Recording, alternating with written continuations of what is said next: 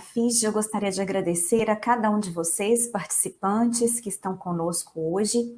Então, para iniciar o primeiro módulo do nosso curso, Fisiopatologia da Sarcopenia, convido o professor Dr. Tiago da Silva Alexandre, atual presidente da ABRAFIJ e docente do Departamento de Gerontologia da UFSCar.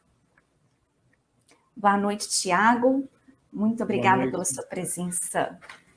Boa noite, Daniele. Um prazer enorme estar aqui nesse primeiro curso de atualização que a ABRAFIJ está oferecendo, tanto para os seus associados, quanto para os fisioterapeutas que são e que atuam na área da fisioterapia em gerontologia. Antes de mais nada, antes de começar a minha aula, eu queria fazer alguns agradecimentos aqui, em especial à diretoria da ABRAFIJ, que esteve incessantemente trabalhando nesses últimos dias para que nós pudéssemos realizar esse curso. Então, muito obrigado a todos vocês que trabalharam muito para que nós pudéssemos transformar esse curso de atualização em realidade. Eu queria agradecer também à comissão científica, que está ligada à diretoria científica, representada aqui pela doutora Daniele Cirineu Peneira. Gostaria também de agradecer à comissão de gestão do associado, que está diretamente associada à doutora Mariana Reis, que trabalhou nos bastidores para que nós pudéssemos fazer com que esse curso acontecesse. Gostaria também de agradecer à Comissão de Comunicação, que está vinculada à vice-presidência, na pessoa da doutora Franciele Fialkowski, que também trabalharam muito no material de divulgação, para que nós pudéssemos também divulgar esse curso, para que ele chegasse a todos vocês através das mais diversas redes que nós temos. Então, muito obrigado a todos vocês que trabalharam para que nós pudéssemos fazer esse curso. Eu não posso deixar de agradecer aqui a Sanofi Pasteur pela parceria que tem feito conosco nos últimos anos. É uma alegria muito grande ter a Sanofi como parceira para que nós possamos realizar esse curso. Eu agradeço aqui à empresa e à Tamires também pela parceria e confiança.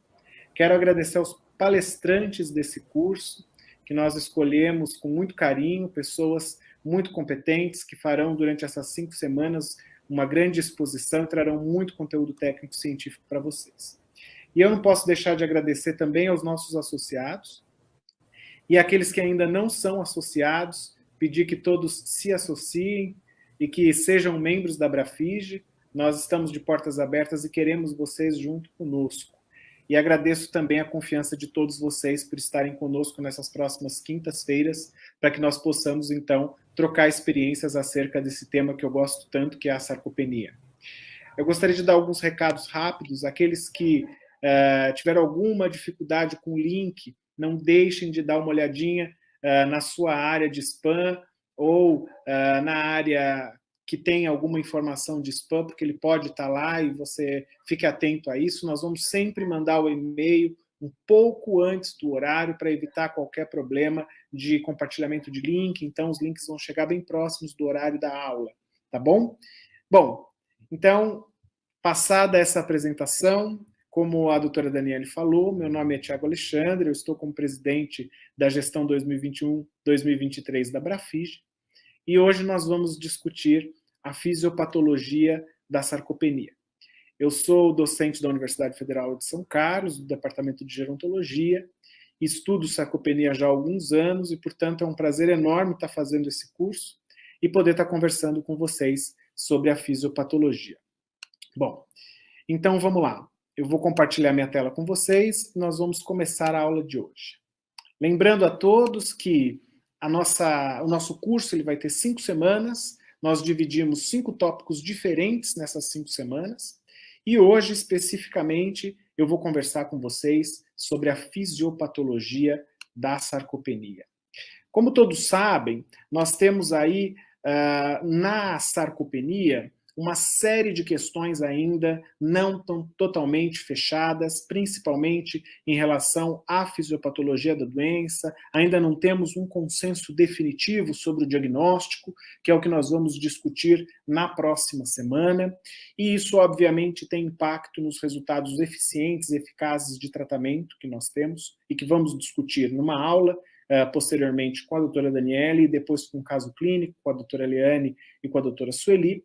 E, ao final, teremos as perspectivas futuras com o Dr. Eduardo Ferrioli. Quando a gente fala de sarcopenia, então, nós precisamos olhar para esta situação com um olhar um pouco mais profundo do que somente a questão do músculo como um gerador de movimento.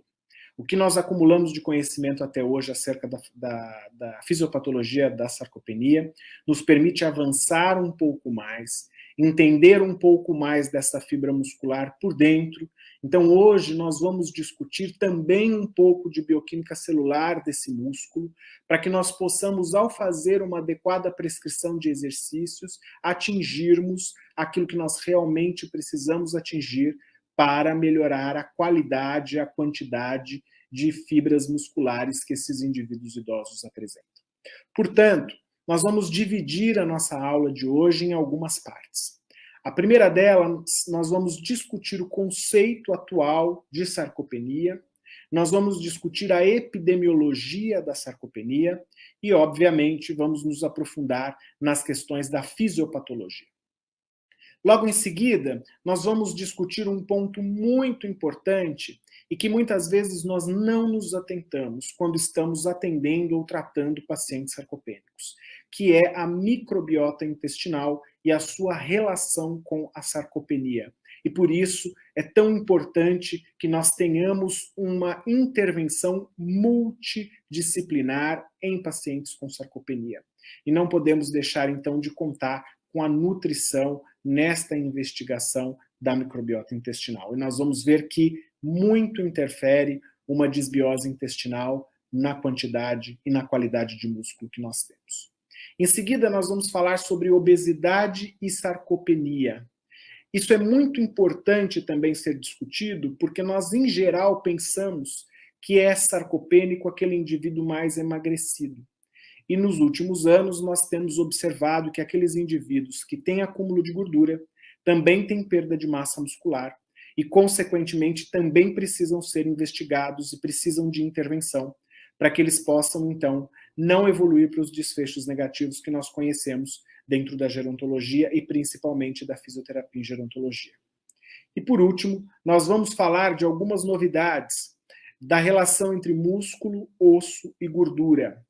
Hoje nós temos algumas evidências da área biológica muito interessantes da comunicação entre o músculo, o osso e o tecido adiposo e como é que esta comunicação pode trazer novas perspectivas de tratamento para a sarcopenia. Então esse é o nosso resumo da aula. Eu vou dar início discutindo com vocês um pouco do conceito. O conceito de sarcopenia mudou muito desde sua primeira definição por Rosenberg, aproximadamente entre 1988 e 1989. Ela veio evoluindo ao longo dos anos e, portanto, a gente passou por diversas fases de conceitos de sarcopenia e hoje nós temos algum consenso em torno deste conceito. Trago para vocês aqui o consenso revisado, que foi publicado em 2019, e 2018, 2019, e esse consenso ele traz o conceito de sarcopenia já como uma doença muscular. Hoje a sarcopenia tem classificação internacional de doenças, portanto é uma doença muscular caracterizada por uma falha muscular e que ela está enraizada em mudanças musculares que vão acontecendo ao longo da vida do indivíduo. Portanto, nós temos que começar a pensar a sarcopenia não somente no momento em que nós estamos com o indivíduo já diagnosticado. A saúde muscular é algo que precisa ser tratada e pensada ao longo da trajetória de vida. Porque, como o próprio conceito traz, estas mudanças elas vão sendo acumuladas ao longo da vida, sendo capazes de prevenir sarcopenia ou de aumentar a probabilidade desse indivíduo, ao final da vida, se tornar um idoso sarcopênico. Tem um importante artigo que foi publicado na Lancet, também em 2019, pelo próprio Krusgentov, e nesse artigo ele traz uma série de discussões um pouco mais aprofundadas do que aquelas que foram feitas no consenso também do mesmo ano de 2019. E ali a gente tem a informação de que a sarcopenia ela é um transtorno musculoesquelético que é progressivo, que é generalizado e que vai envolver uma acelerada perda de massa e de função muscular. E claro que essa perda de massa e essa perda de função muscular, elas estão intimamente associadas ao aumento do risco de desfechos negativos nesta população. Os principais desfechos que a literatura tem trazido como associadas à sarcopenia são as quedas, o declínio funcional, a fragilidade e a mortalidade. Lembrando que nós vamos hoje falar deste conceito, mas o fluxograma e a forma de diagnóstico nós vamos discutir na próxima aula, na semana que vem. É importante pensar também que ela vai acontecer, a sarcopenia, como um processo que está relacionado ao envelhecimento e ela é influenciada não somente por fatores de risco contemporâneos, como nós já conhecemos, né? Como algumas possibilidades de desenvolvimento de doenças, os velhos e conhecidos estilos de vida, consumo de alimentos, nível de atividade física, fumo e consumo de álcool, mas também existem evidências na literatura hoje trazendo que alguns fatores genéticos seriam importantes, determinantes de risco maior para o desenvolvimento de sarcopenia. Nós vamos discutir um pouco mais à frente na aula que algumas questões relacionadas a microRNAs, que são pequenos fragmentos de RNA que são produzidos pelas células, têm sido hoje identificados como importantes marcadores do aumento do risco de sarcopenia na população idosa. Precisamos lembrar sempre que, como o conceito da sarcopenia ele evoluiu ao longo dos anos, e que hoje nós temos no conceito a redução da massa associada à redução da função muscular, todas as vezes em que nós analisamos esse declínio, ou seja, declínio de massa versus declínio de força, nós temos, na maioria dos trabalhos em que nós analisamos, gráficos muito semelhantes a esse que eu estou mostrando para vocês agora. Em azul, nós temos a linha que está inferior à vermelha, a linha da perda de força muscular ao longo da vida. E ali na linha vermelha, logo acima da azul, nós temos a linha da diminuição da massa muscular. E vejam que interessante. Apesar de nós termos uma diminuição um pouco maior ao longo da vida da força em relação à massa, o declínio, ou seja, aquele ponto que está aqui, o ponto de inflexão dessa curva, ele é muito mais acentuado quando nós estamos falando de força muscular. Então, há um ponto de inflexão da curva aqui, aproximadamente próximo aos 75 ou 85 anos de idade, onde eu começo a ter um declínio maior da força, sem que a massa sofra uma alteração tão grande. E aí nós já temos um primeiro elemento importante da discussão do conceito de sarcopenia e da sua fisiopatologia. Porque apesar do indivíduo ter uma diminuição pequena da massa muscular, essa diminuição da massa muscular e de outros fatores que estão envolvidos com a geração de força e que não são somente a massa, começam a fazer com que esta força do indivíduo seja reduzida ali por volta dos 70 anos ou mais. E aí a gente tem uma discussão importante conceitual, que é o conceito de sarcopenia, e um conceito que também vem ganhando muita atenção nos últimos anos, que é o conceito de dinapenia. Nós vamos ver na aula da próxima semana que se o indivíduo só tem diminuição da força, mas ainda não tem diminuição da massa, e ele ainda não tem diminuição da função, ele é considerado hoje como sendo um indivíduo com provável sarcopenia de acordo com o consenso europeu.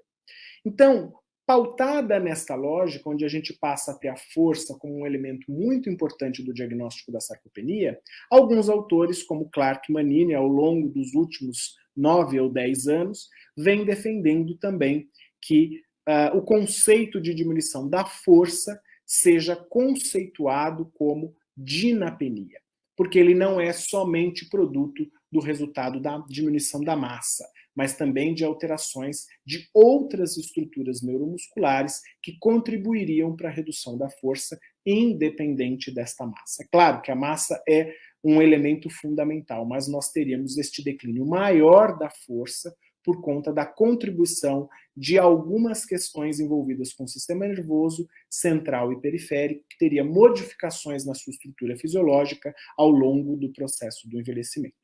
Na aula de hoje, nós não vamos discutir profundamente o conceito de dinapenia. Nós vamos nos focar no conceito e na fisiopatologia da sarcopenia, que é o tema da nossa aula de hoje. Mas é importante vocês saberem que nós temos hoje o consenso europeu trazendo o diagnóstico de sarcopenia e nós temos alguns autores defendendo que a diminuição de força isolada seja definida como dinapenia. Bom, epidemiologicamente, o que nós temos do ponto de vista da sarcopenia? Nós temos aí, ao longo da vida, um processo de redução de massa muscular. Este processo de redução de massa muscular, que vai acontecer por volta dos 30 ou 35 anos de vida, ele vai se iniciar depois que se atinge o pico de massa muscular e ele vai ter um declínio a partir dos 30 anos de idade e vai se acelerar ao longo dos próximos anos. Isto não significa sarcopenia. Significa que nós temos uma redução de massa muscular ao longo do processo do envelhecimento. Para que nós possamos ter o diagnóstico de sarcopenia, nós dependemos de avaliação de redução da massa a um ponto que nós definimos, a literatura internacional nos traz como ponto de corte para dizer que aquela massa muscular é baixa, acompanhada de diminuição de força ou diminuição de função. E a gente vai discutir, como eu disse para vocês, isso na nossa próxima aula. Então, essa massa muscular ela vai sendo reduzida e quando esta diminuição de massa é acompanhada de diminuição de função e força, aí nós temos sarcopenia. Essa perda de massa muscular ela é de quantos por cento? Na faixa etária dos 40 aos 70 anos de idade, nós perdemos, em média, 24% da nossa massa muscular. Ou seja, 1/4 da massa muscular é perdida até os 70 anos. Isto é uma quantidade muito grande de massa muscular. E não podemos esquecer que após esta faixa etária, após os 70 anos de idade, há uma perda de massa muscular de aproximadamente 15% a cada década. Então, à medida que o indivíduo se torna mais idoso, ele tem mais chance de evoluir com perda de massa e mais chance de ter sarcopenia. Quantos por cento da população tem sarcopenia?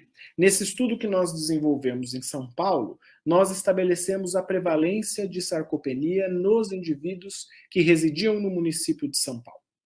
Então, quantos por cento dessa população era sarcopênica naquele ano que nós fizemos esse estudo em 2014? Não observamos uma diferença muito grande entre a prevalência de sarcopenia em homens e mulheres. Eles têm, em média, 14 a 16% de sarcopenia.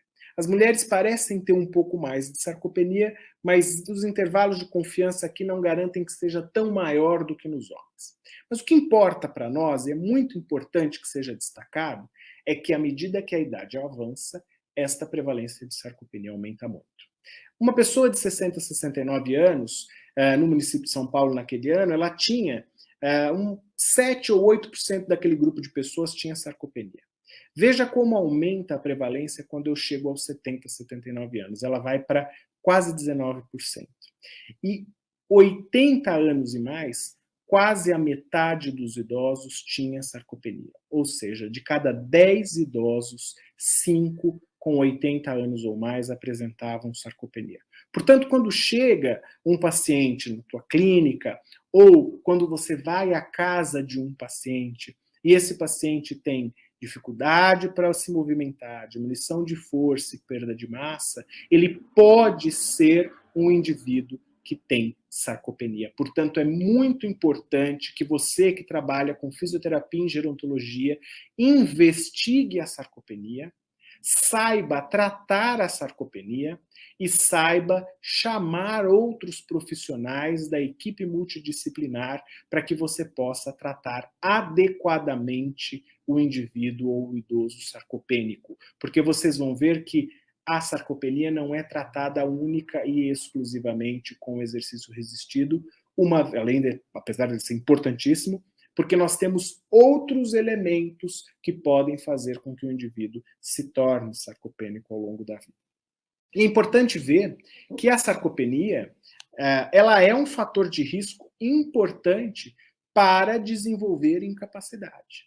Os indivíduos que tinham sarcopenia tinham 123% mais risco de desenvolver sarcopenia nos próximos 4 anos. Portanto, se o seu idoso hoje tem diagnóstico de sarcopenia e ele ainda não apresenta nenhuma incapacidade ou nenhuma dificuldade para realizar atividade básica ou instrumental de vida diária, o risco dele desenvolver por ser sarcopênico é muito alto. E você tem que intervir antes desse indivíduo desenvolver essa incapacidade. E outro ponto fundamental, o indivíduo que tem sarcopenia tem mais risco de morrer, portanto a intervenção tem que ser muito rápida. Para vocês terem uma ideia, nesse estudo que fizemos também com o estudo SAB, vocês estão vendo aqui na linha vermelha os indivíduos que tinham sarcopenia, aqui do lado esquerdo de vocês, e em verde os indivíduos que não tinham sarcopenia.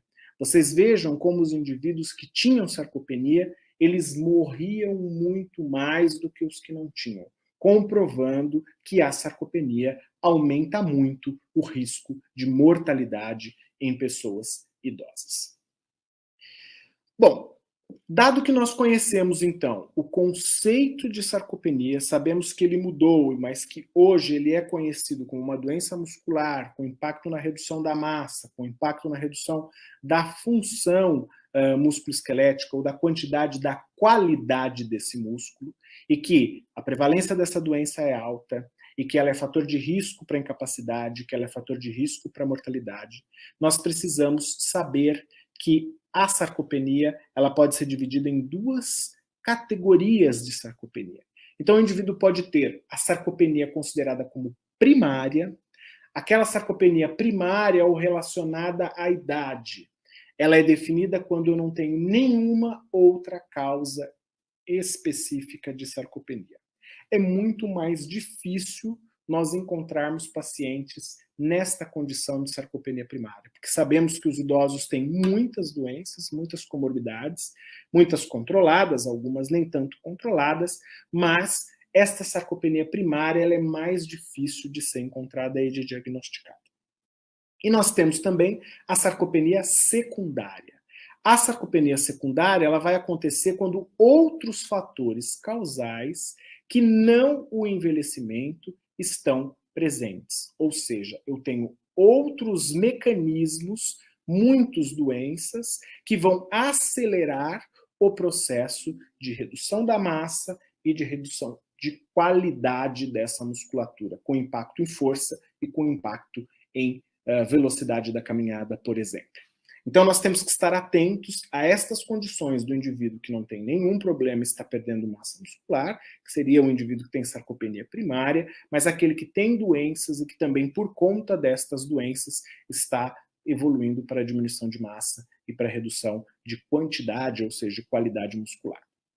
Quais seriam as causas dessa sarcopenia secundária? São várias, e por isso é que nós temos que estar atentos numa boa avaliação multidimensional em todas as questões que podem fazer com que o indivíduo tenha sarcopenia.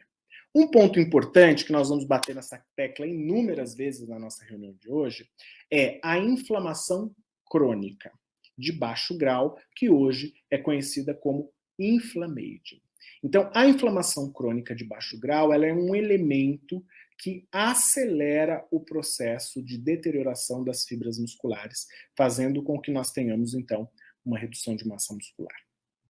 Outra doença muito importante que vai reduzir a massa muscular do idoso é a doença renal. Doença renal, doença cardíaca, insuficiência cardíaca, diabetes, são todas doenças altamente consumptivas para músculo, e sendo doenças consumptivas para músculo, elas farão então com que esse indivíduo, além da redução da massa, tenha a redução da qualidade dessa musculatura.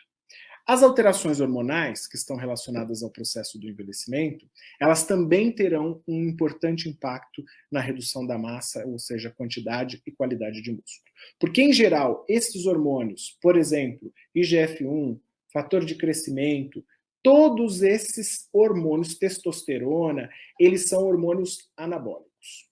Ao diminuirmos a quantidade desses hormônios, o que acontece é que eu tenho uma dificuldade de substituição proteica nesse músculo, ou seja, eu tenho dificuldade anabólica desse músculo, e eu vou tendo o catabolismo se sobrepondo ao anabolismo, e pouco a pouco essa musculatura diminuindo de volume.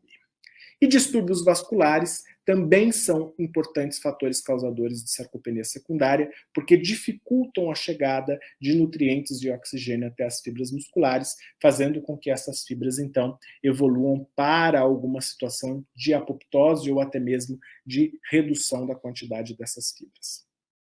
Outros pontos que são muito importantes que nós precisamos discutir em relação à sarcopenia secundária é a inatividade física. Vocês vão ver, nós vamos discutir ao longo da nossa aula, que a inatividade física ela é um fator muito importante para a redução da massa e da qualidade muscular. Primeiro, indivíduos que estão restritos ao leito, isso todos sabemos que eles vão perder massa muscular. A atividade física ela é um importante elemento trófico do músculo e ele acelera uma série de atividades bioquímicas importantes nessa musculatura.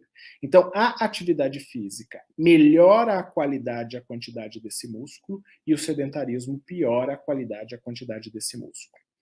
As iatrogenias, como admissão hospitalar prolongada e sem necessidade, uso de medicamentos que não são necessários ou que poderiam ser diminuídos, também são fatores causadores de sarcopenia. E, por fim, aqui nós vamos também discutir um pouco mais essa questão, que são as condições nutricionais. Os idosos, em geral, tendem a diminuir o consumo proteico. Esse baixo consumo proteico vai fazer com que haja uma dificuldade de substituição de proteínas e, consequentemente, de aminoácidos para essa musculatura, e ela vai perder massa. A gente tem esse baixo consumo energético. E quando nós estávamos falando do sumário da nossa aula, eu estava falando desta desbiose intestinal causada pela disfunção da microbiota, fazendo com que esses indivíduos não tenham uma boa absorção de macronutrientes, de micronutrientes e, consequentemente, uma atividade inflamatória mais alta. Nós vamos ver isso em alguns slides mais à frente, e isso prejudica muito a absorção dos alimentos e, consequentemente, todo o processo que depende destes alimentos para que as nossas funções bioquímicas funcionem e mantenham a nossa fibra muscular funcionando adequadamente. Então, aqui, todas as questões nutricionais a gente vai discutir um pouco mais para frente.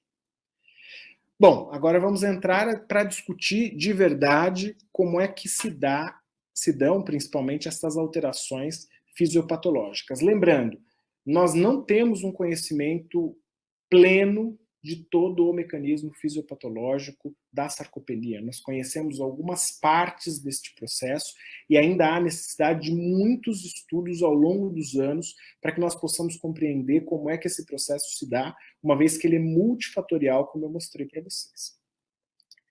Bom, temos vários fatores que serão causadores de sarcopenia. Nós vamos falar bastante hoje do estresse oxidativo. O estresse oxidativo, quando ele é proveniente de um exercício resistido, principalmente, ele é bom para o músculo, portanto, ele vai ter um efeito trófico na musculatura, mas quando ele é proveniente de outras fontes metabólicas que não o exercício, ele será negativo e aumentará o catabolismo proteico, e nós vamos ver isso daqui a pouco. Os hormônios de crescimento, né, os hormônios anabólicos em geral, quando diminuídos na velhice, também vão fazer com que nós tenhamos redução dessa massa. É importante lembrar da disfunção de células satélites, porque nós temos células no nosso sistema musculoesquelético e em todos os nossos sistemas que estão indiferenciadas. E nós já sabemos que tanto a inflamação de baixo grau quanto o aumento do estresse oxidativo inibe a diferenciação dessas células. Ao inibir a diferenciação dessas células, nós não conseguimos fazer o turnover proteico das células musculares e não conseguimos substituir as miofibrilas. Portanto, esta disfunção de células satélite hoje tem sido muito estudada na sarcopenia. E nós vamos ver que este mecanismo de correlação e de comunicação entre osso, músculo e gordura interfere de forma bastante específica estas células satélites e sua capacidade de produzir células maduras. A inflamação de baixo grau nós também já discutimos, a questão do metabolismo proteico e a relação entre anabolismo, catabolismo e consumo proteico.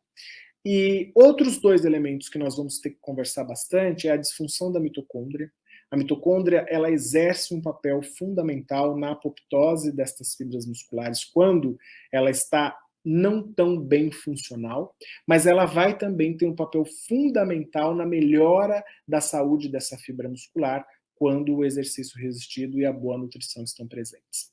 E um outro ponto importante, e que isso tem a ver tanto com o trofismo das fibras musculares, quanto com a questão da geração de força, é a placa neural. Quer dizer, é a relação entre o motoneurônio superior, motoneurônio inferior e a ligação desse motoneurônio inferior com a sua fibra muscular. Existem evidências mostrando que algumas alterações que acontecem nestas fibras musculares e nesta placa motora, como eu vou mostrar para vocês, são determinantes para a diminuição da força e para a diminuição do trofismo. Aqui, só para a gente ter um pouco mais de visibilidade do que acontece. Como eu disse para vocês, a diminuição da força ela não é produto somente da redução da massa. O que nós temos com o envelhecimento, além das mudanças nos tipos de fibras, na quantidade de fibras musculares, na inervação dessas fibras, nós temos também a morte de motoneurônios do sistema nervoso central e do sistema nervoso periférico. Além disso, uma perda da bainha de mielina, que é aquela bainha que permite que o impulso elétrico seja transmitido até as fibras musculares de uma forma mais rápida. Então, todo esse processo de perda neuronal e degeneração desta bainha de mielina vai fazer com que esta informação chegue até a placa mioneural de uma forma mais lentificada. E isso terá um impacto no recrutamento das fibras musculares. Além do recrutamento dessas fibras musculares, nós teremos impacto, consequentemente, na manutenção ou na predominância de um tipo de fibra muscular, que todos sabemos que os indivíduos idosos vão ter uma perda maior de fibras do tipo 2.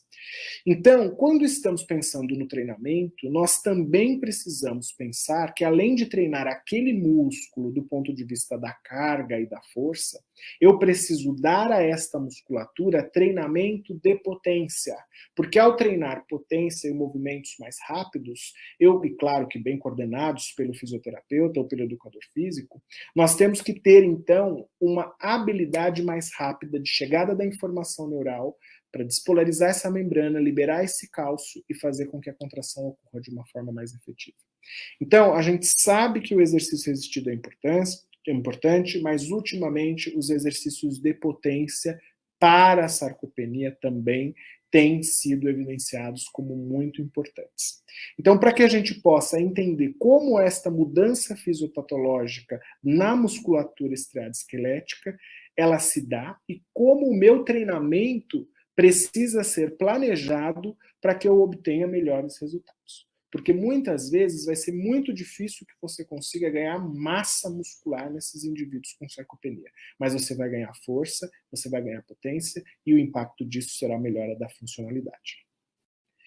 Bom, então nesta discussão da sarcopenia, da perda da massa muscular, nós vamos ter alguns processos celulares que são muito importantes que nós conheçamos para uma boa prescrição efetiva de exercícios. A primeira modificação que vai acontecer é a denervação. Então, estas alterações que vão acontecer no sistema nervoso central, sistema nervoso periférico e também em relação às placas neurais, eles são muito importantes. A disfunção da mitocôndria, como eu mencionei para vocês, que é a grande produtora de energia, a inflamação de baixo grau e as mudanças hormonais. Como é que se dá a inervação? Só para a gente recordar de uma forma bem rápida. Nós temos ali o neurônio motor e as fibras que ele inerva, e a gente tem diversas unidades motoras que são responsáveis, então, pelo processo de contração dessas fibras musculares. Esta placa motora, ou junção mioneural, que está aqui à direita de vocês, ela está mostrada de uma forma um pouco mais efetiva aqui do ponto de vista histológico, elas vão sofrer modificações ao longo do processo do envelhecimento. Existem algumas evidências, para vocês terem uma ideia, a gente vai falar um pouco de gordura mais à frente, mas mostrando que o depósito de gordura nestas junções mioneurais prejudicam a transmissão da informação elétrica para o músculo e prejudicam, consequentemente, a contração e aumentam a probabilidade destas fibras musculares se atrofiarem. Não podemos esquecer que este recrutamento das fibras musculares ele vai ser assíncrono. Nós não vamos ter todas as fibras musculares agindo e contraindo ao mesmo tempo. Eu vou ter disparos de fibras musculares em momentos distintos, milésimos de segundos de diferença, mas com estes disparos assíncronos eu consigo manter uma boa contração dessa musculatura, uma boa tração nesse tendão para que eu possa realizar uma boa musculatura. Por isso é que muitas vezes aqui a gente também precisa pensar, do ponto de vista do treinamento, nos tempos de sustentação da carga. Porque é nesse momento que eu vou estar trabalhando com a ativação destas unidades motoras. Então, alguns elementos da fisiopatologia, da sarcopenia, fazem com que nós tenhamos que pensar em alguns elementos do tipo de treinamento que nós vamos fazer. Principalmente se eu estiver pensando em escalonamento de carga com um RE. O que a gente observa? Aqui uma fibra muscular jovem, onde a gente tem a inervação de fibras do tipo 1, fibras do tipo 2. No processo do envelhecimento, a gente vai tendo uma substituição da inervação das fibras do tipo 2 por fibras do tipo 1. E o impacto disso a gente sabe que são fibras que têm uma velocidade diferente de contração. Mas vejam aqui à direita o que acontece com o indivíduo com sarcopenia. Esses indivíduos com sarcopenia, além deles terem menos fibras do tipo 2, eles vão perdendo a capacidade de reinervação das fibras 2 para as fibras 1, e vão também tendo uma denervação das fibras 1. Então, com isso, eu tenho um grande prejuízo de inervação de fibras musculares. E este prejuízo de inervação das fibras musculares vai fazer, consequentemente, com que eu tenha, então, um problema grande com perda de unidade motora, atrofia do músculo, perda de área de secção transversa e perda proporcional de fibras glicolíticas. E o impacto disso será, obviamente, fibras que têm mais dificuldade de fazer os movimentos mais rapidamente sem geração de fadiga nessas fibras. Esta figura que eu trago para vocês é de uma publicação bastante recente e que ela fala especificamente sobre essa denervação na fenda sináptica.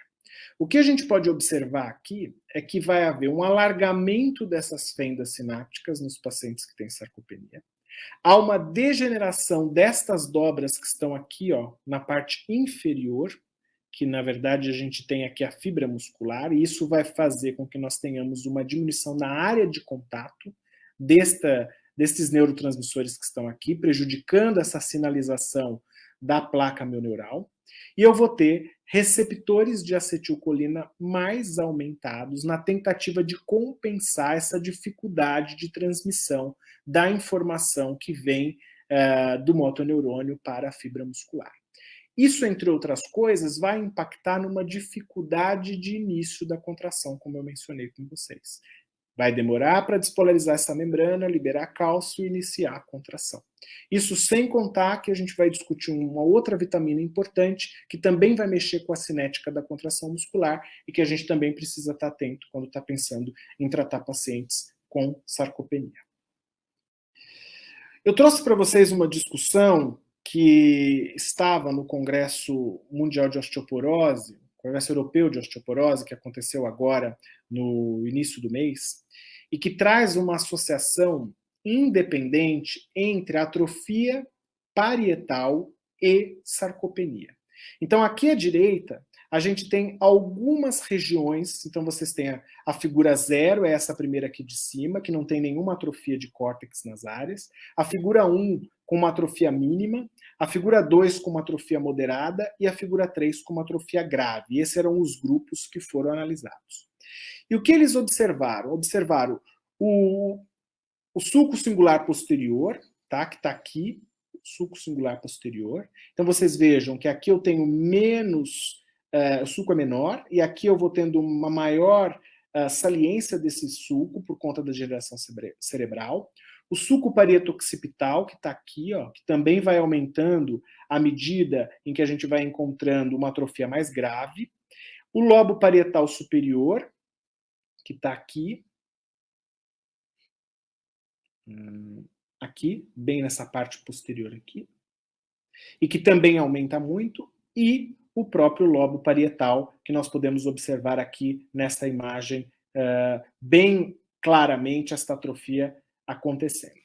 E vejam que interessante, ao analisar esses grupos de indivíduos que tinham diferentes tipos de intensidade de atrofia nestas regiões cerebrais, o que pôde ser observado, aqui uma análise bem simples, comparando os grupos que tinham ou que não tinham sarcopenia. E vejam o que eles observaram, que havia uma significância estatística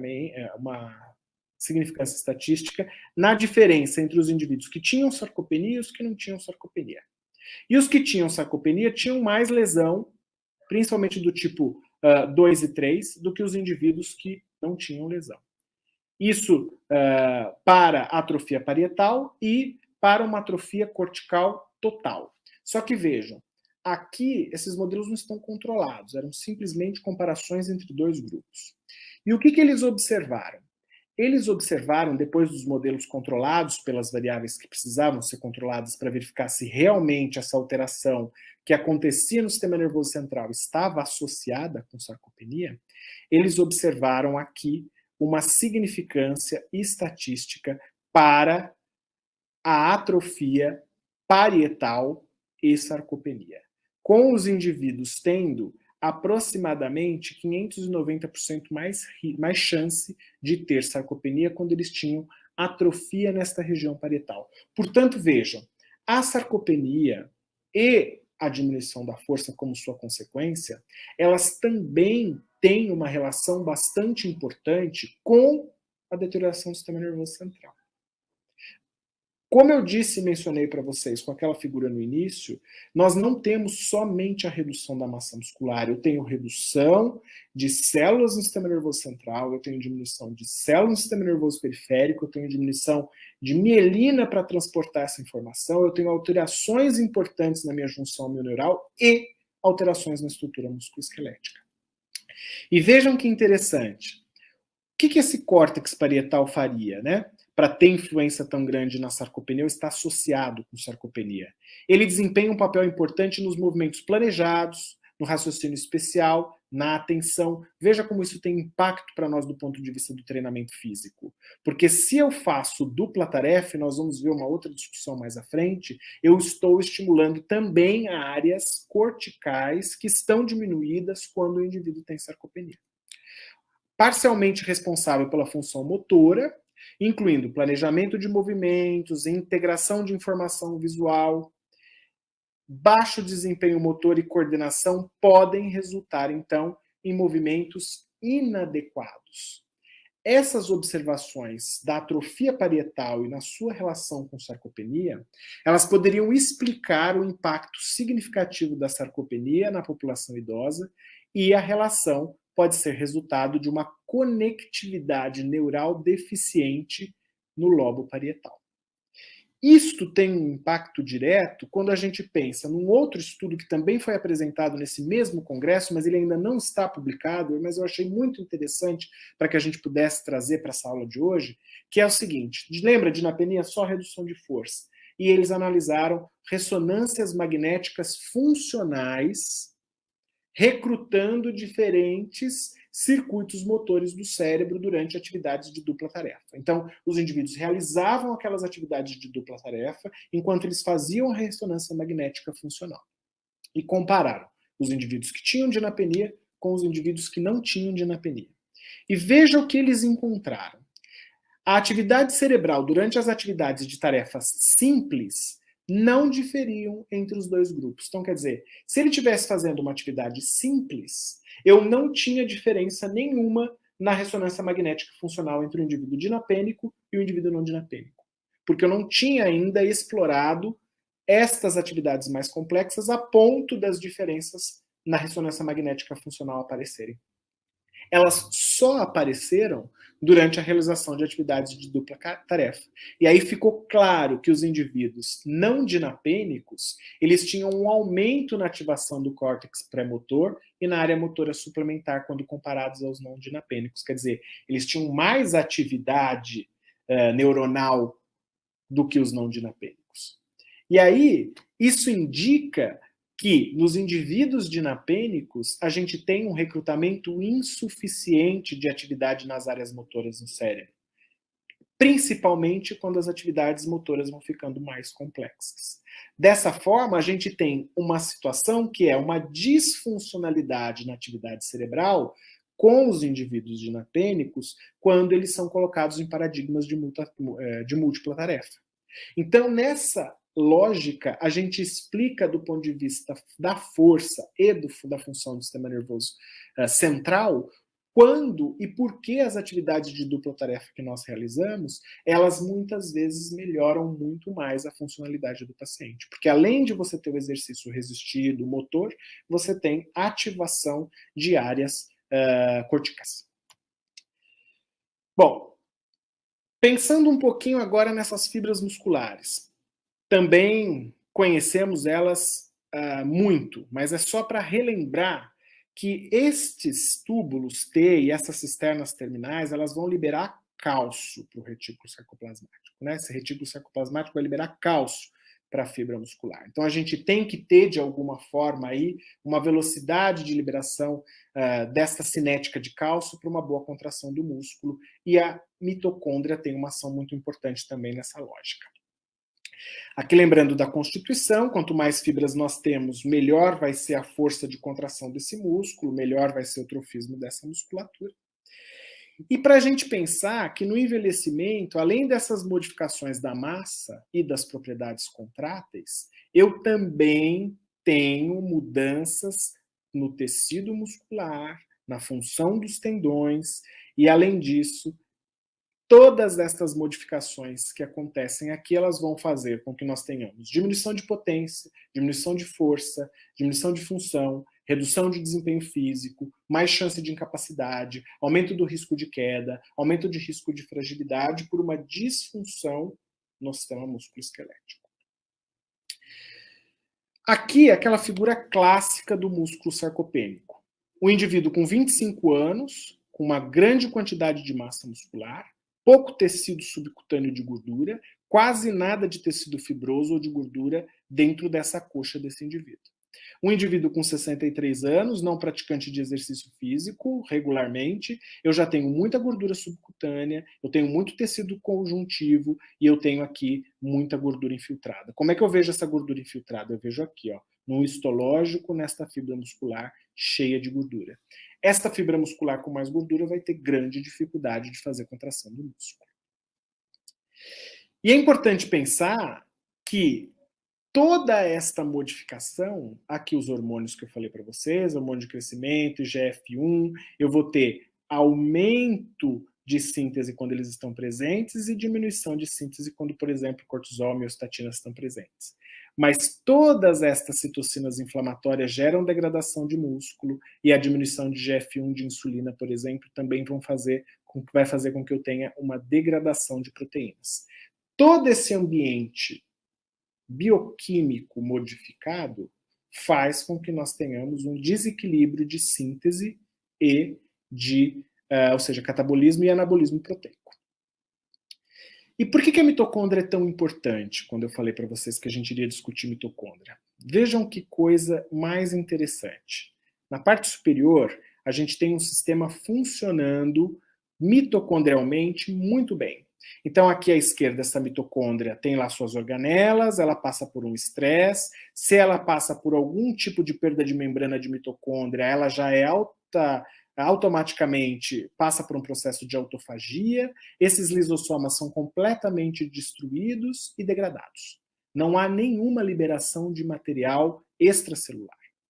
No envelhecimento, essas mitocôndrias começam a ter uma maior permeabilidade quando sofrem estresse, aumentam a sua produção de espécies reativas de oxigênio e são mais inflamáveis. Elas abrem, por conta disso, os seus canais. Ao abrir os seus canais, elas sinalizam a apoptose e liberam DNA. Ao liberar esse DNA da mitocôndria, olha o que acontece. Esse núcleo do DNA que foi liberado pela mitocôndria, ela vai fazer com que você tenha uma morte das fibras musculares, ou seja, consome músculo, mas ela também mata neurônio. Ela mata neurônio periférico. E aí o que acontece? Denervação. Então eu tenho perda de massa, eu tenho denervação, consequentemente eu tenho sarcopenia e eu tenho perda de função muscular. Então a disfunção mitocondrial é sim um elemento muito importante para a sarcopenia. Aqui nós podemos observar uma fibra muscular. Então aqui a sequência é de A, E, F, J. Então vai ocorrendo essa alteração na permeabilidade por estresse oxidativo, aumento da inflamação, espécies reativas de oxigênio, essa mitocôndria vai morrendo, e à medida em que ela morre, ela mata a miofibrila. E ao matar a miofibrila, o que eu tenho é uma atrofia dessa musculatura. E vejam aqui, esse artigo é muito interessante, ele é um artigo muito técnico do ponto de vista bioquímico, mas ele traz informações muito interessantes para nós sobre sarcopenia. Porque aqui, de uma maneira bem sintética, o que a gente tem é uma lesão de fibra muscular. Essa lesão de fibra muscular ela vai desencadear um conjunto de cascatas regenerativas para essa musculatura, desde liberação de macrófagos, monócitos, vasos sanguíneos trazendo esses macrófagos, ativação de fibroblastos, ativação de células satélites, aquelas que eu mencionei com vocês no início da nossa aula, para uma boa miogênese. E aí eu consigo ter um bom reparo dessas fibras musculares.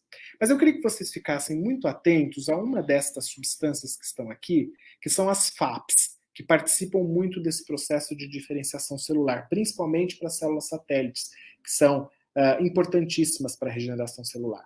E aí eu vou pedir para vocês lembrarem disso aqui, ó, fibroadipogênicos precursores, ou os precursores fibroadipogênicos. Porque isso aqui hoje em dia tem tomado uma importância muito grande na sarcopenia, com estudos que podem vir a ajudar a tratar a sarcopenia de uma forma muito importante.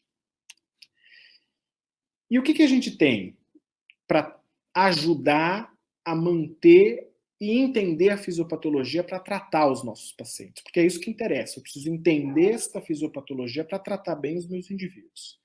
Exercícios. O exercício físico e a restrição calórica, aí nós estamos falando de restrição calórica, não é uma restrição calórica para emagrecimento, né? Existem vários estudos mostrando que aqueles que comem menos, eles têm menos produção de espécie reativa de oxigênio. Então, portanto, eles têm um melhor metabolismo. Então, os efeitos tróficos e protetores do músculo esquelético, eles vão se dar com exercício físico, restrição calórica. E veja que interessante, o exercício físico, ele produz a inflamação com a espécie reativa de oxigênio, só que é uma inflamação boa. Essa espécie reativa de oxigênio produzida pelo exercício resistido, ela é muito boa para o músculo porque ela ativa duas cascatas. Essa cascata verde e essa cascata azul. Essas duas cascatas, elas são responsáveis por biogênese de mitocôndria, então eu produzo mais mitocôndrias, e essas mitocôndrias vão produzir mais energia, regular melhor o meu metabolismo do cálcio para poder ajudar mais na contração, manter minha fibra mais saudável. Ela vai gerar mais sensibilidade à insulina, mais remodelação de fibras, mais regeneração muscular, vai reduzir esse processo de redução, de redox, produção de espécie reativa de oxigênio ruim, e, ao mesmo tempo, essa substância vai produzir mTOR e vai fazer com que eu tenha síntese proteica e vai fazer com que eu tenha atrofia muscular. Esta a cor-de-rosa aqui é uma área que estimula o processo de catabolismo. Algumas dessas substâncias que estão aqui em cinza também aumentam a degeneração dessas fibras musculares. E aqui a gente tem também autofagia, degeneração. Eu queria que vocês prestassem atenção nestas substâncias, o PGC1A, a proteína quinase B e a FOXO. Essas são as que nós vamos discutir mais e qual o papel que elas teriam na fisiopatologia da sarcopenia. Então vejam o PGC1A, que está aqui, ó, bem nesta parte do nosso ciclo de produção de massa muscular, de uma certa forma. Então, quando a PGC1A ela é induzida pelo exercício, o que acontece? Ela promove essa mitocondriogênese, o que é muito bom para o indivíduo idoso. Ela aumenta, por conta desta mitocondriogênese, eu aumento o desempenho desse indivíduo durante o exercício. Eu promovo formação de fibras oxidativas em detrimento de fibras glicolíticas. E com isso, eu tenho um estímulo anabólico, uma boa produção e função muscular. Além disso, eu aumento a massa muscular, aumento a força, aumento a resistência e tenho uma diminuição da perda de massa muscular, ou seja, eu tenho uma resistência a essa perda de massa muscular.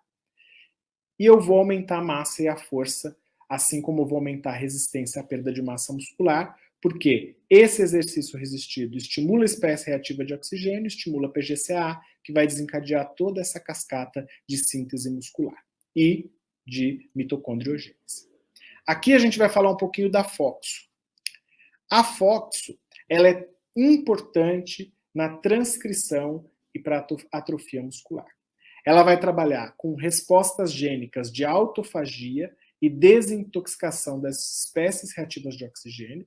Ela vai aumentar o turnover proteico e ela desempenha papel em condições catabólicas. Então, quando eu tenho o estímulo da FOXO, o que vai acontecer é que eu vou ter, de uma certa forma, um processo catabólico de controle de qualidade destas proteínas e desse turnover proteico para que essa musculatura se mantenha funcionando adequadamente. Então, elas vão também eliminar proteínas disfuncionais e vejam a relação entre esta substância e a FOXO.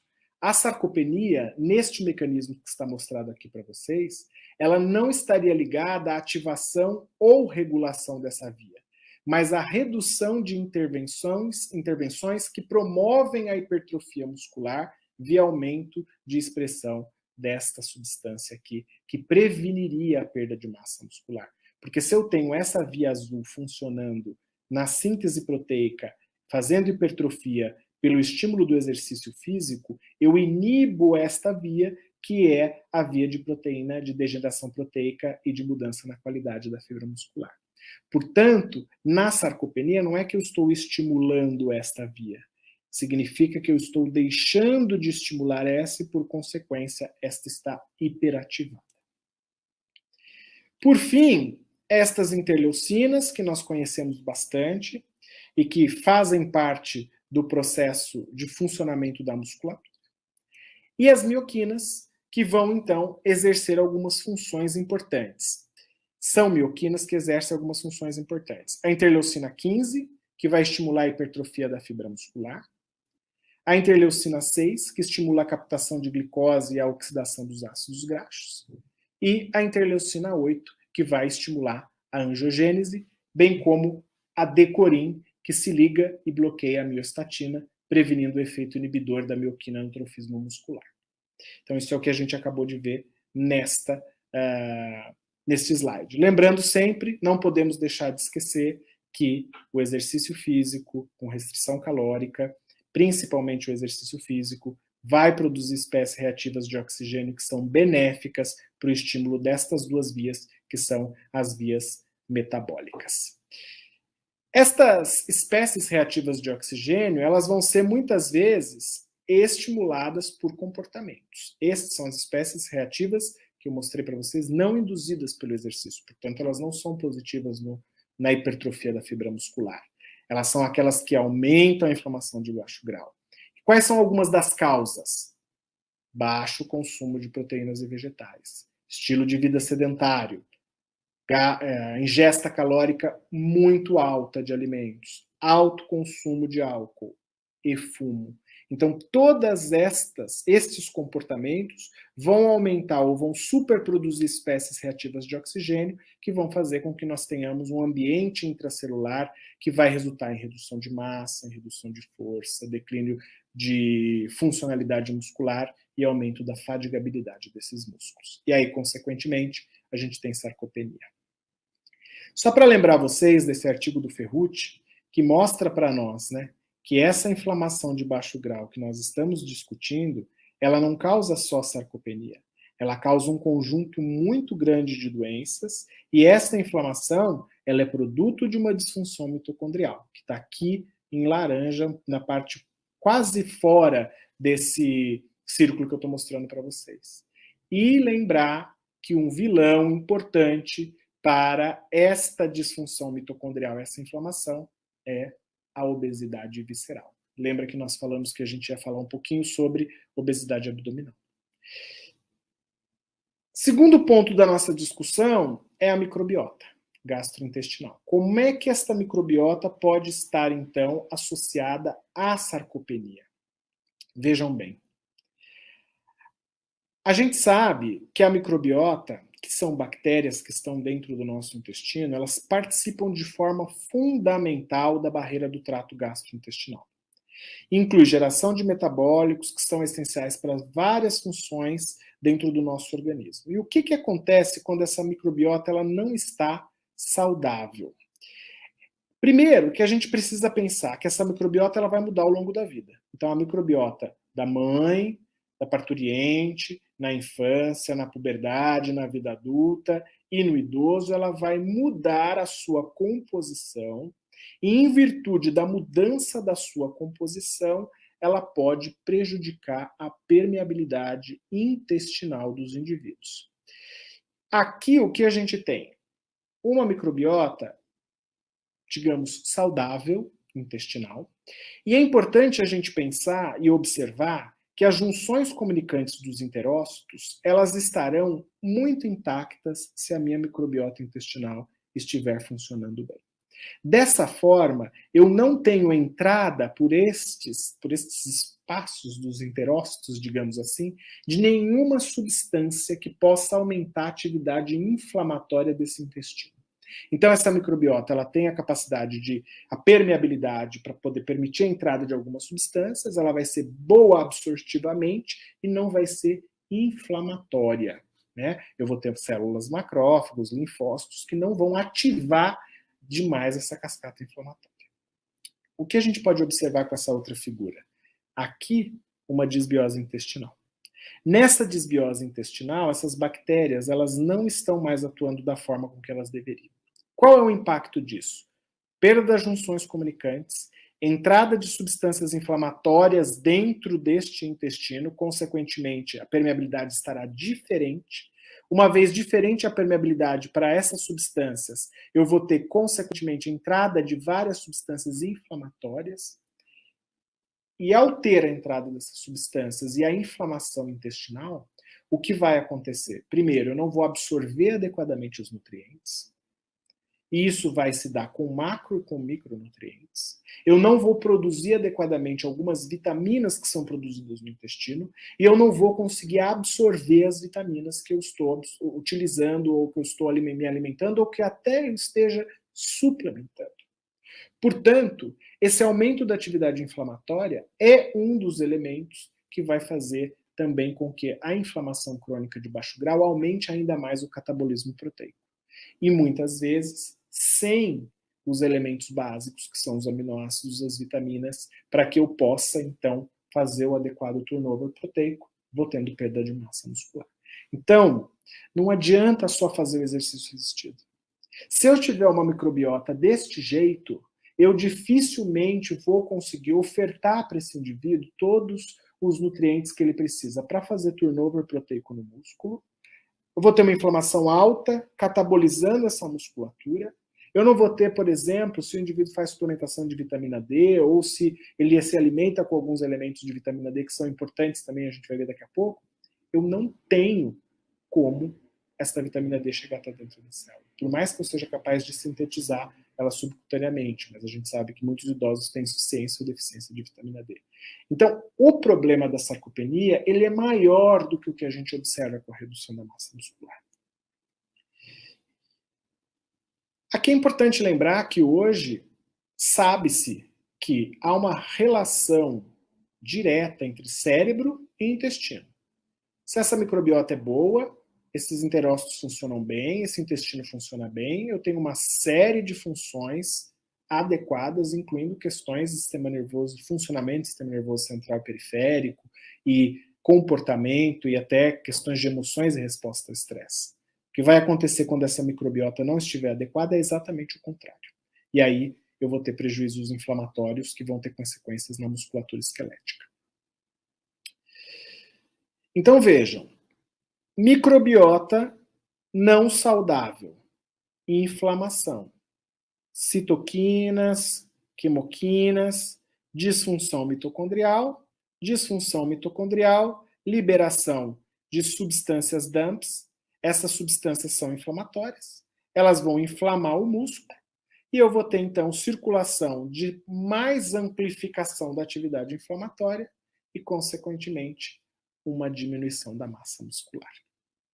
Então, o intestino é fundamental quando a gente está tratando um indivíduo com sarcopenia. E aí, equipe multidisciplinar não tem como atuar sozinho. Tá?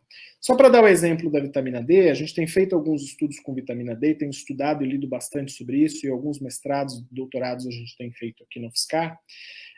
O efeito da vitamina D, ele vai se dar de duas formas. Via genômica no músculo, ele vai estimular a síntese proteica de músculo, e via genômica, que vai agir diretamente nos canais de cálcio, que estão aqui, ó, nesse efeito rápido dos canais de cálcio. À medida que esse cálcio é liberado e eu tenho vitamina D, a minha cinética de contração é melhor, minha velocidade de captação desse cálcio na contração é melhor, consequentemente, a função da minha musculatura é melhor. Então, deficiência de vitamina D também, insuficiência e deficiência também é um elemento importante, apesar de ainda não termos evidências da suplementação. Tá? E a gente também teve no Congresso Europeu agora informações comparando o D3 com o 25-HD. E mostrou-se que a D3 é melhor do que a 25-HD na biodisponibilidade para as fibras musculares. Bom, agora a gente vai entrando nas partes finais da nossa discussão da fisiopatologia, que é a obesidade. A obesidade, gente, ela é uma epidemia mundial. Todo mundo sabe que a obesidade vem aumentando na América do Norte, na Oceania, na América Latina, na África, na Ásia.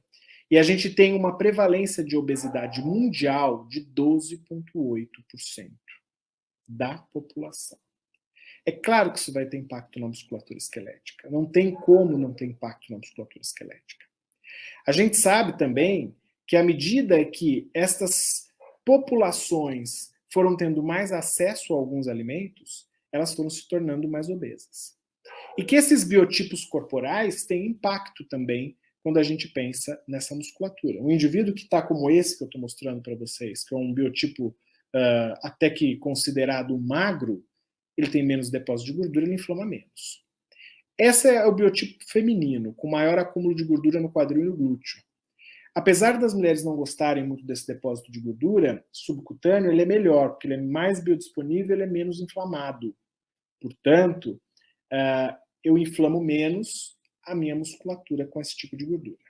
Os homens têm mais depósito de gordura intraabdominal. Essa é muito inflamável.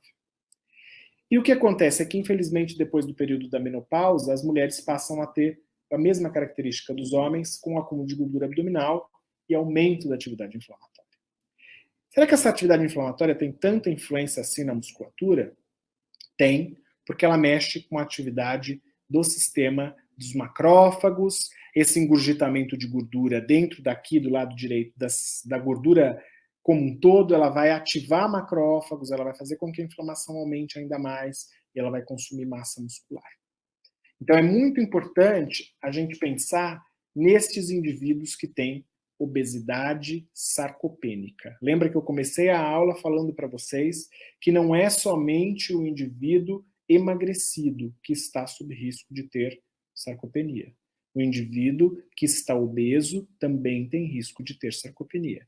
E qual é o conceito mais utilizado hoje? Obesidade sarcopênica. A obesidade sarcopênica ela é definida como?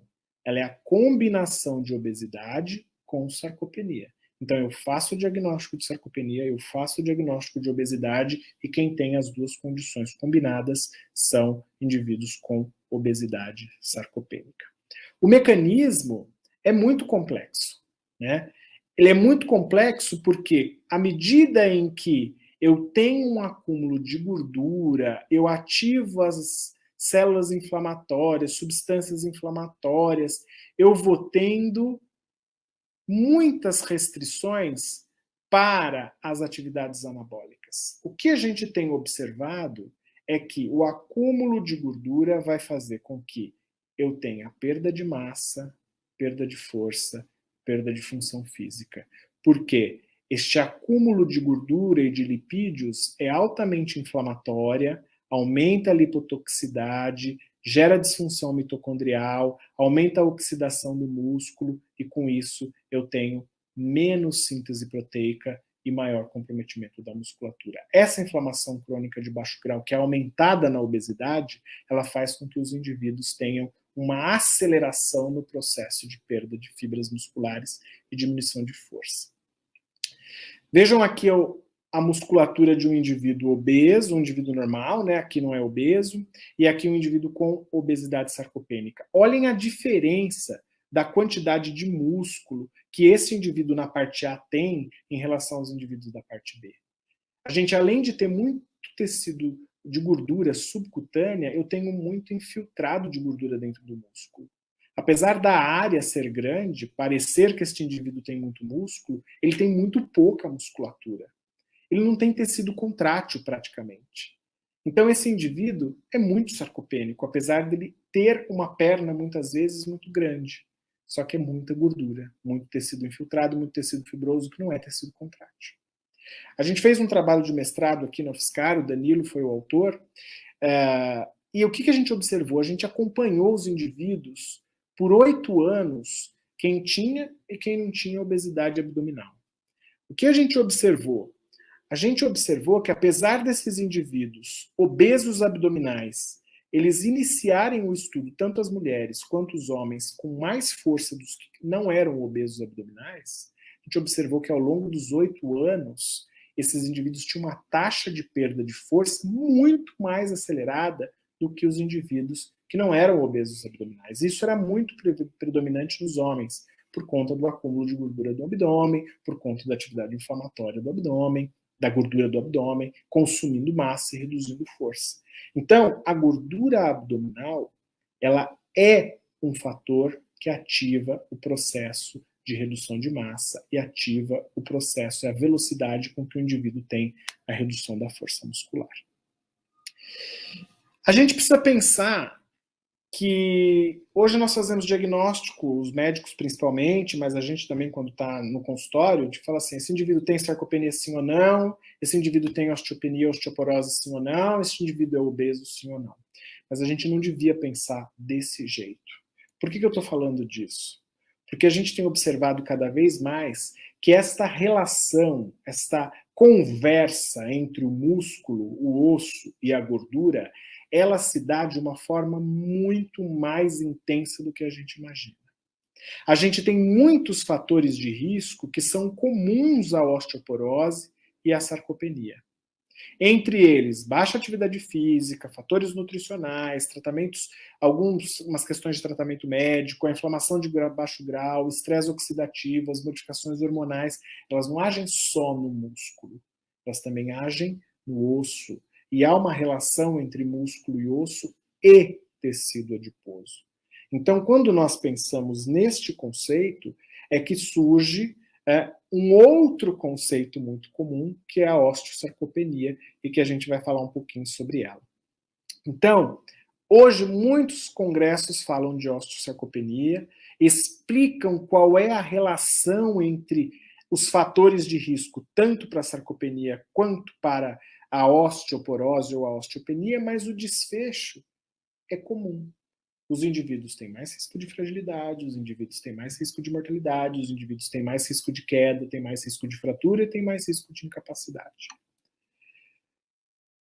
Qual é a prevalência, né, desta osteosarcopenia? A gente vai falar de diagnóstico na próxima aula.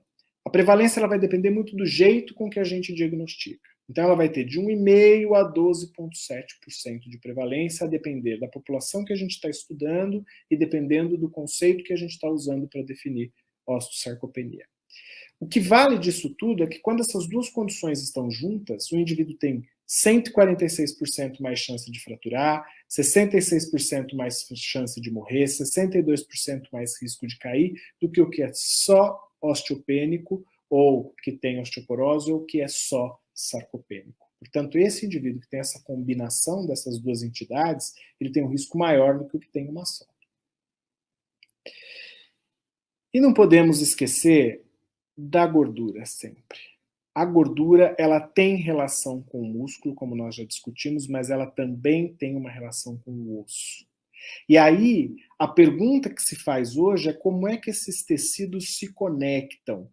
Como é que esses tecidos eles se comunicam do ponto de vista celular para que a degeneração deste osso, a degeneração desse músculo, esse aumento de gordura tenham um mecanismo comum? E o que a gente tem visto? Isso também foi muito interessante no Congresso Europeu, falando sobre o papel das vesículas extracelulares no músculo e na comunicação entre osso, músculo e tecido adiposo.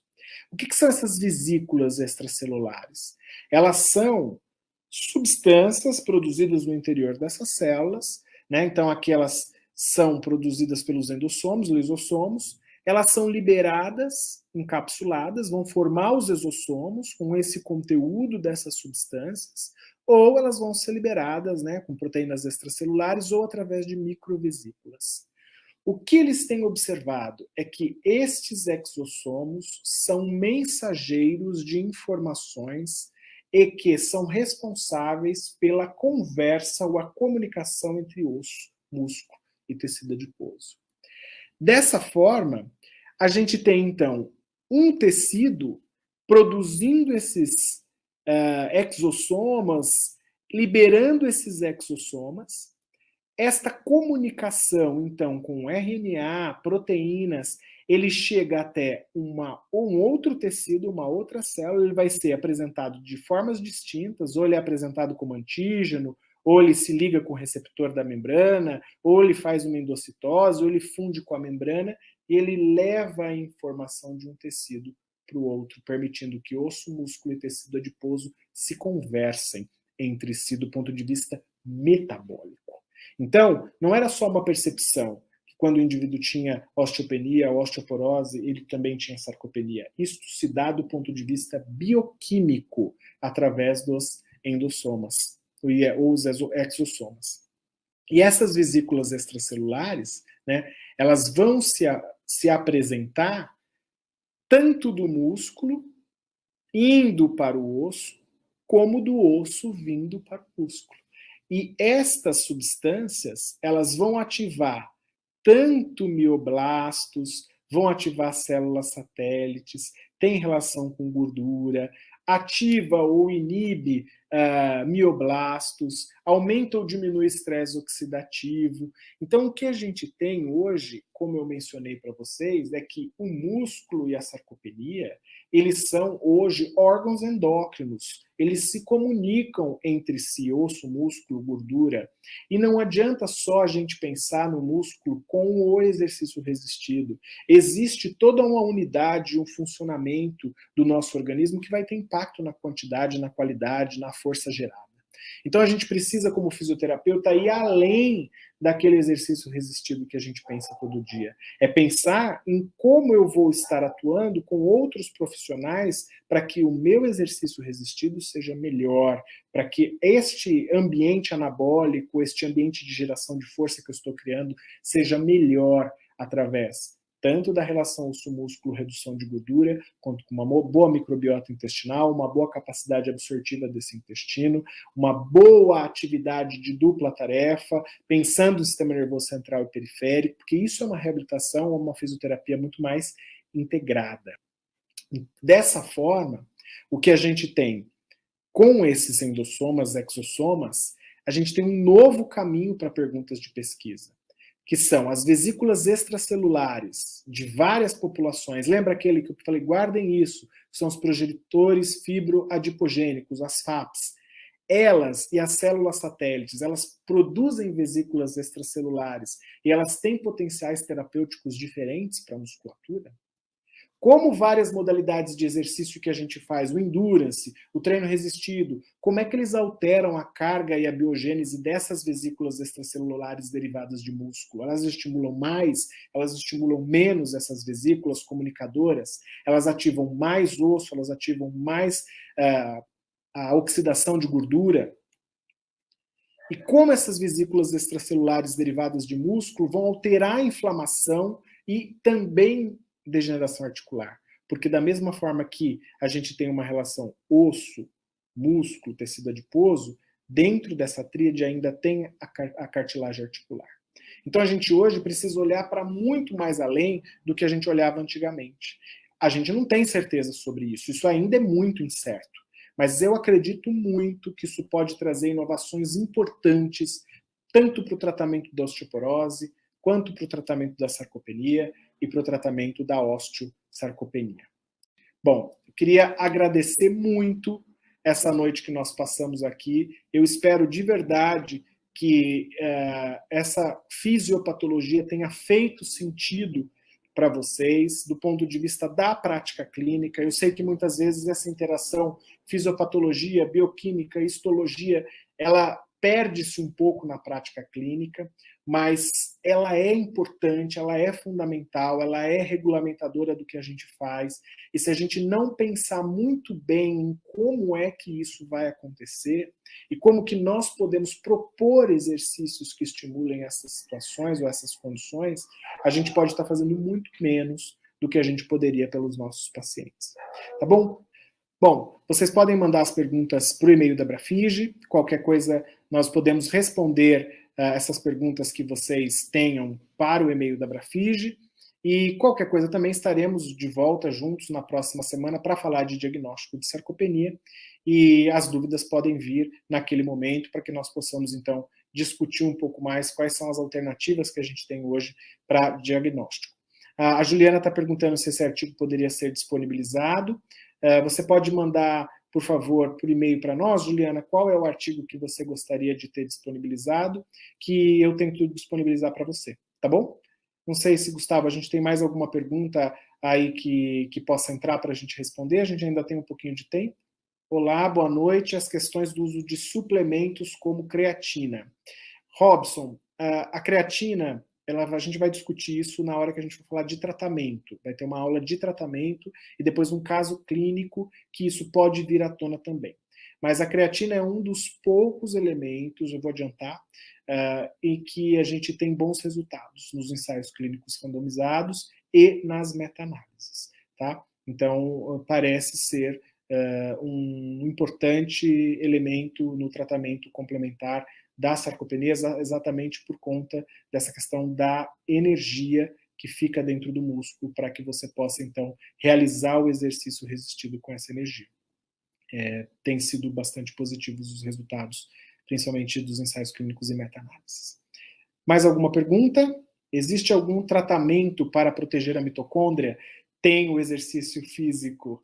Então, o exercício físico, seja ele aeróbio, seja ele resistido, que é aquela produção da espécie reativa de oxigênio boa, né, que é produzida com o exercício. Então, se você faz exercício resistido, essa produção dessa boa espécie reativa de oxigênio vai estimular uma boa síntese proteica, vai melhorar a qualidade enzimática das suas mitocôndrias, e com uma melhor qualidade enzimática mitocondrial produzida pelo exercício, você produz mais energia e você consegue gerenciar com essa mitocôndria mais saudável todo o funcionamento do maquinário intracelular da fibra muscular. A insuficiência ou a deficiência de vitamina D a longo prazo prejudica ou predispõe a sarcopenia? Milena, a gente tem um trabalho aqui que foi feito pelo Maicon de mestrado e a gente analisou a deficiência e a insuficiência como fator de risco para dinapenia, para diminuição da força. E o que a gente observou que é um fator de risco importante.